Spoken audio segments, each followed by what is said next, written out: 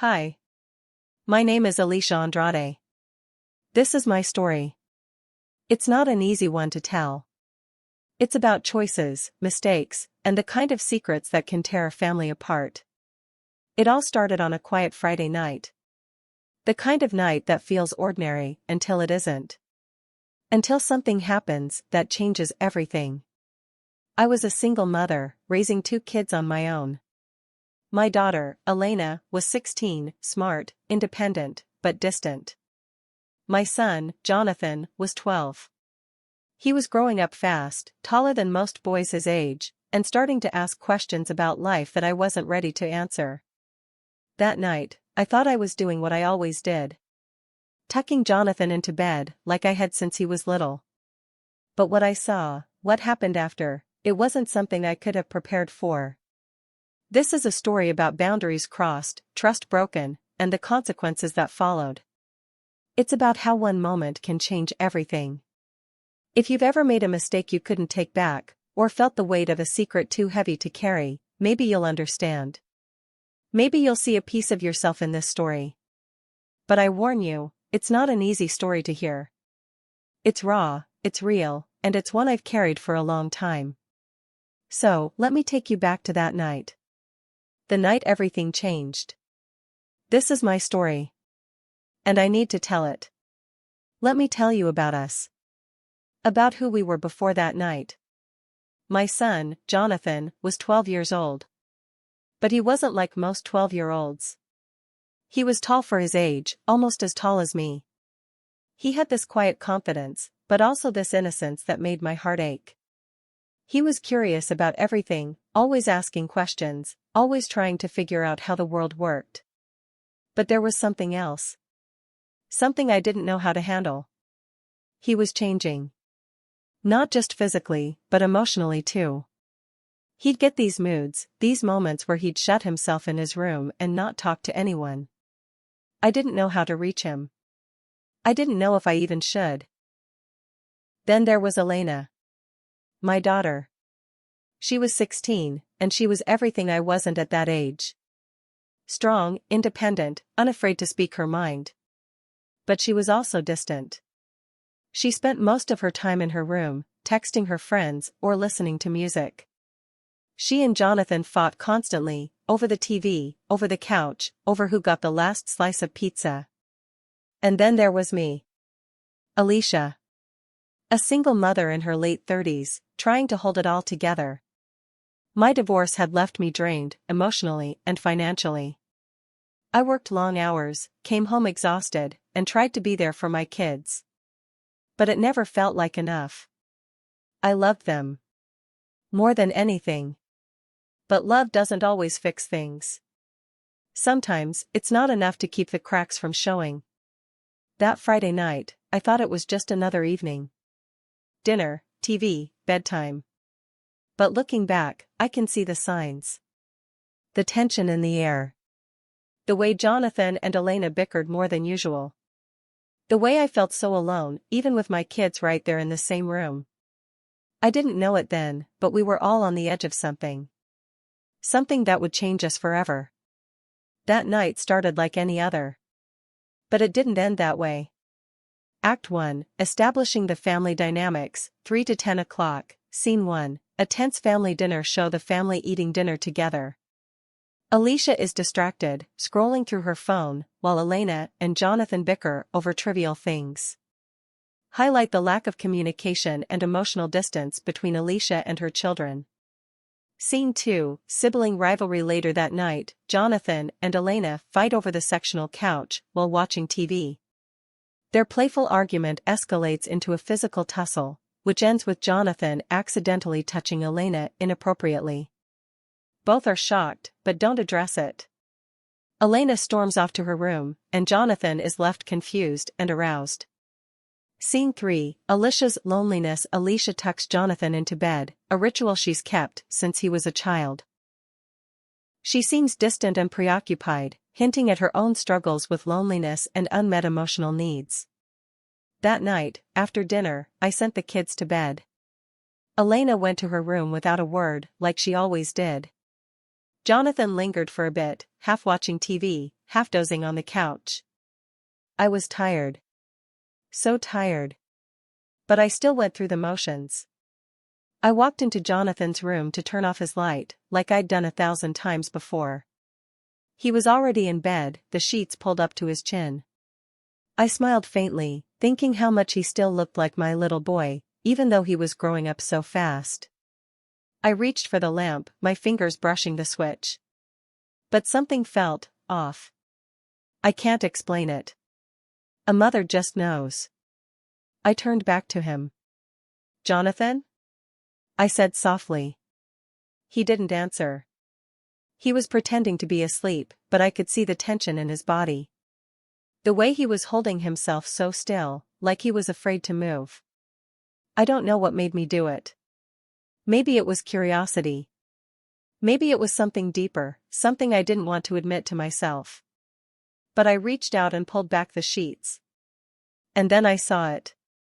I froze. My breath caught in my throat. My mind raced, trying to make sense of what I was seeing. Jonathan was, well, he wasn't a little boy anymore. He opened his eyes then, wide with panic. "Mom, but he didn't finish. He couldn't." He was mortified, his face turning bright red. He grabbed the sheets and yanked them back up, hiding himself from me. I didn't know what to say. What to do. My heart was pounding, my thoughts a jumbled mess. Shock. Curiosity. Guilt. They all crashed over me at once. I took a step back, my hand trembling as I reached for the lamp again. "It's okay," I said, my voice barely above a whisper. "Just go to sleep."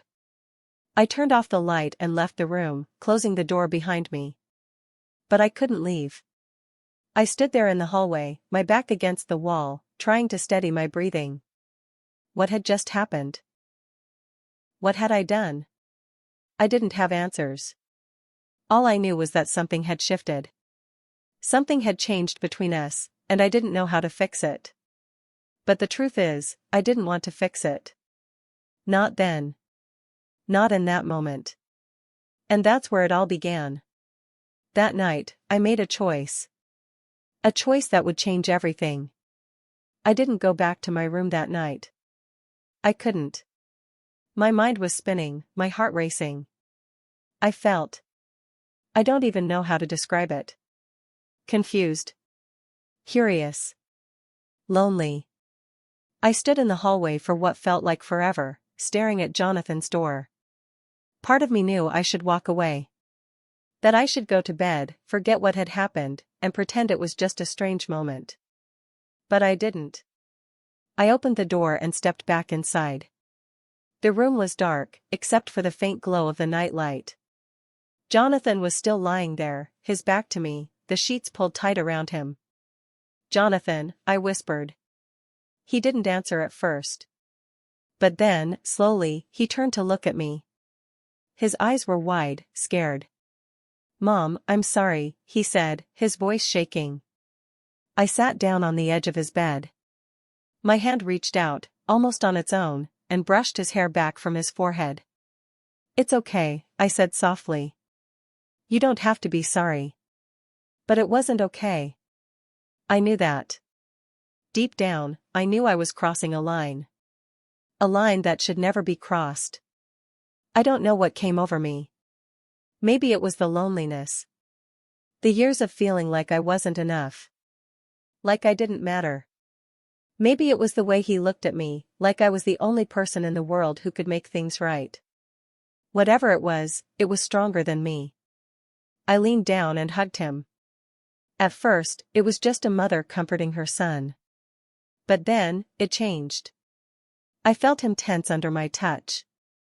I felt the way his breath hitched, the way his heart raced. And I didn't stop. I told myself I was comforting him. That I was helping him understand what he was feeling. But that wasn't the truth. The truth was, I was lost. I was selfish. I was wrong. When I finally pulled away, I couldn't look him in the eye. I just whispered, "This is our secret, okay?" No one can ever know. He nodded, his face pale, his eyes wide with confusion and fear. I left the room then, my hands shaking, my heart pounding. I didn't sleep that night. I just sat on the edge of my bed, staring at the wall, trying to make sense of what I'd done. But there was no making sense of it. There was no excuse. No justification. I had crossed a line. And there was no going back. That night, I made a choice. A choice that would haunt me for the rest of my life. After that night, nothing felt the same. Not for me. Not for Jonathan. I went back to his room the next morning, my stomach in knots. I didn't know what to say. How to explain what had happened. How to make it right. He was sitting on the edge of his bed, staring at the floor. He looked up when I walked in, his eyes filled with questions I couldn't answer. "Jonathan," I began, my voice barely above a whisper. "What happened last night, it has to stay between us. No one can ever know. Not Elena. Not anyone." He nodded slowly, but he didn't say anything. He just kept staring at me, like he was waiting for me to tell him it was all a dream. That it hadn't really happened. But I couldn't do that. I knelt down in front of him, taking his hands in mine. "I love you," I said, my voice breaking. "You know that, right?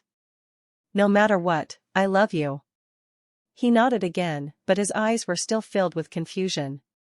"I love you too, Mom," he whispered. It broke my heart to hear him say that. Because I didn't deserve it. Not after what I'd done. "This is our secret," I said, squeezing his hands. "Our forever secret. You can't tell anyone. Not ever. Do you understand?" He nodded one more time, his face pale, his hands trembling in mine. I wanted to say more. To explain. To apologize. But I didn't. I just stood up, kissed him on the forehead, and left the room. I told myself it was for the best. That keeping it a secret would protect him. Protect us. But the truth was, I was protecting myself. I was scared. Scared of what would happen if anyone found out. Scared of losing him. Losing Elena. Losing everything. But keeping the secret didn't make it go away. It didn't make it any less real. It just made it heavier. And as the days went on, I could feel the weight of it pressing down on me. On Jonathan. On our family. We were all carrying it. Even if we didn't know it yet. That secret changed everything. And it was only the beginning. After that night, nothing felt the same. Not for me. Not for Jonathan. I went back to his room the next morning, my stomach in knots. I didn't know what to say. How to explain what had happened. How to make it right. He was sitting on the edge of his bed, staring at the floor. He looked up when I walked in, his eyes filled with questions I couldn't answer. "Jonathan," I began, my voice barely above a whisper. "What happened last night, it has to stay between us. No one can ever know. Not Elena. Not anyone." He nodded slowly, but he didn't say anything. He just kept staring at me, like he was waiting for me to tell him it was all a dream. That it hadn't really happened.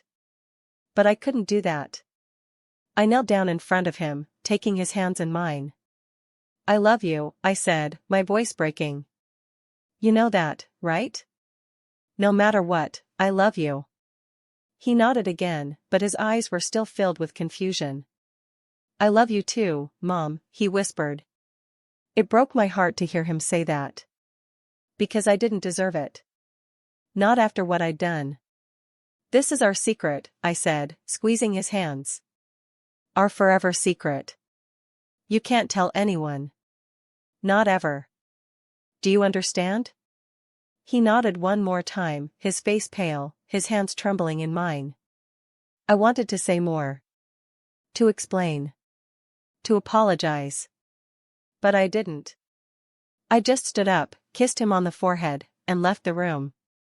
I told myself it was for the best. That keeping it a secret would protect him. Protect us. But the truth was, I was protecting myself. I was scared. Scared of what would happen if anyone found out. Scared of losing him. Losing Elena. Losing everything. But keeping the secret didn't make it go away. It didn't make it any less real. It just made it heavier. And as the days went on, I could feel the weight of it pressing down on me. On Jonathan. On our family. We were all carrying it. Even if we didn't know it yet. That secret changed everything. And it was only the beginning. After that night, I tried to pretend everything was normal. But it wasn't. It couldn't be. I found myself watching Jonathan more closely. Noticing things I hadn't before. The way he carried himself. The way he smiled.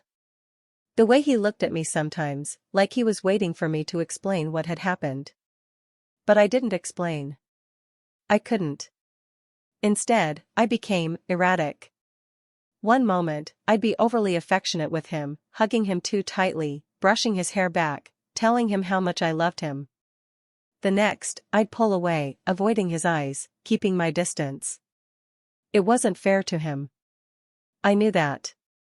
But I didn't know how to stop. Elena noticed.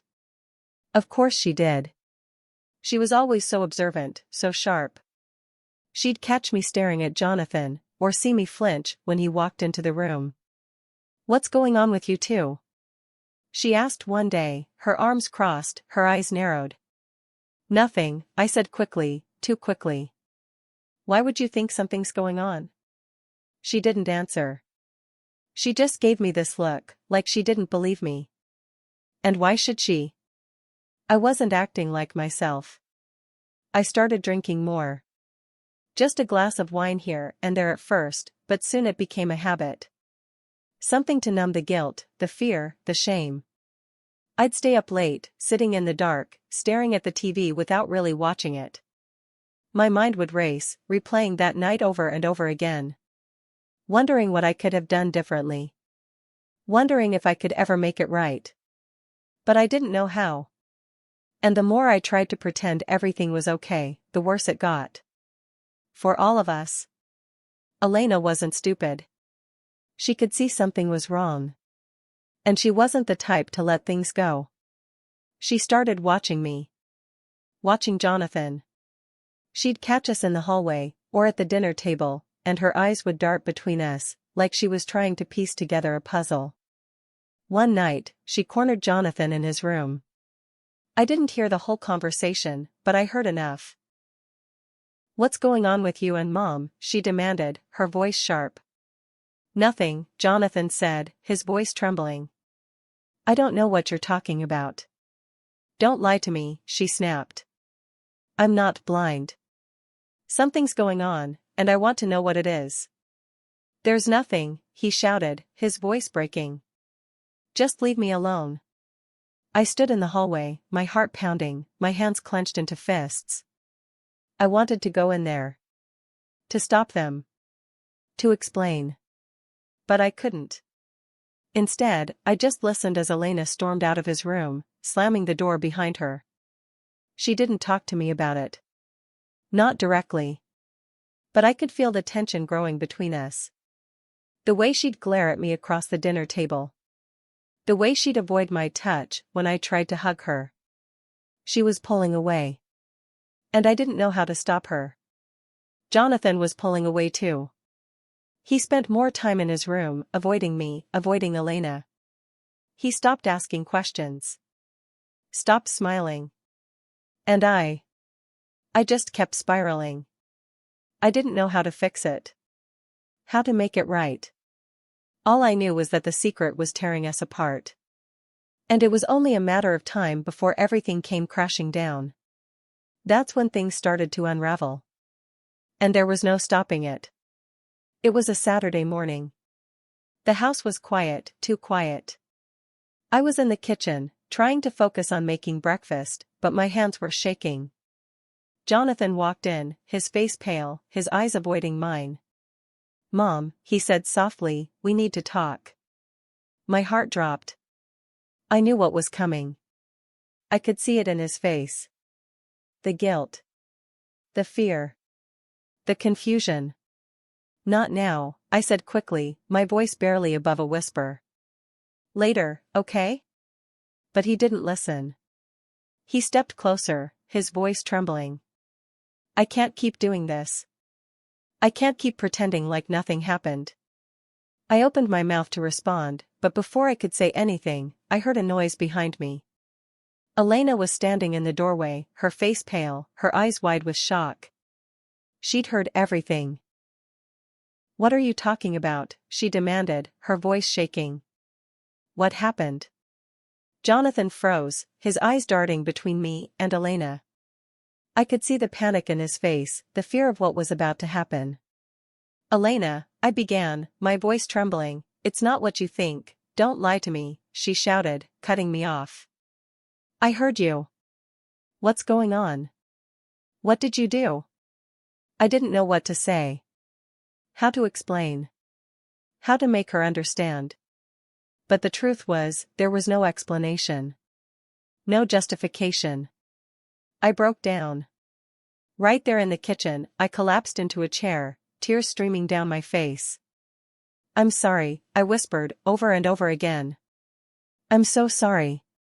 Elena just stood there, staring at me, her face a mix of anger, disgust, and disbelief. You're sick, she said finally, her voice cold. You're both sick. And then she turned and walked out of the room, slamming the door behind her. I wanted to go after her. To beg for her forgiveness. But I couldn't move. I just sat there, crying, while Jonathan stood frozen in the corner, his face pale, his hands trembling. That was the moment I knew. The moment I realized there was no going back. After that day, nothing was the same. Elena refused to speak to me. She packed her bags and moved in with her aunt, refusing to even look at me as she walked out the door. Jonathan, he was sent to therapy. I thought it would help him. Help us. But it didn't. Not really. He stopped talking to me altogether. He'd come home from school, go straight to his room, and shut the door. No more questions. No more smiles. Just silence. And me? I was left alone. Alone in a house that felt too big, too empty. Alone with my guilt, my shame, my regret. I tried to reach out to Elena. To explain. To apologize. But she wouldn't listen. She wouldn't even take my calls. Jonathan, he barely looked at me. When he did, I could see the hurt in his eyes. The confusion. The anger. I had done this. I had torn our family apart. And there was no fixing it. No making it right. I was left with nothing but the weight of what I'd done. The knowledge that I had hurt the people I loved most in the world. And that's something I'll carry with me for the rest of my life. That was the breaking point. The moment everything fell apart. And it was all my fault. Time passed. Slowly, painfully, but it passed. Jonathan started to open up in therapy. He talked about what happened. About how confused he was. How scared. How angry. I wasn't there for those sessions, but his therapist told me he was making progress. He was beginning to understand that what happened wasn't his fault.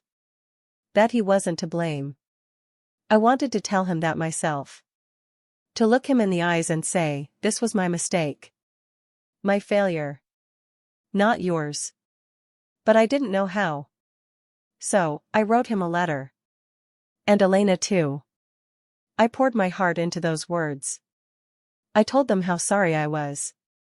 How much I loved them. How I never meant to hurt them. I didn't ask for forgiveness. I didn't think I deserved it. But I told them I hoped, one day, they could find it in their hearts to heal. To move forward. Even if it was without me. I didn't know if they'd read the letters. If they'd even care. But I had to try. Because they were my children. And no matter what, I would always love them. Infidelity and betrayal come in many forms. The scars they leave can last a lifetime. But understanding and healing are possible. It's not easy. It's not quick. But it's possible. Alicia's tone shifts slightly, becoming more conversational and direct. If this story resonated with you, if it made you think or feel something, I'd love to hear from you. Share your thoughts in the comments below. Let's talk about it. And if you want to hear more true stories like this, don't forget to like, subscribe, and hit that notification bell. Thank you for listening. For letting me share my story. And remember, no matter how dark things seem, there's always a chance for light. Always a chance to heal.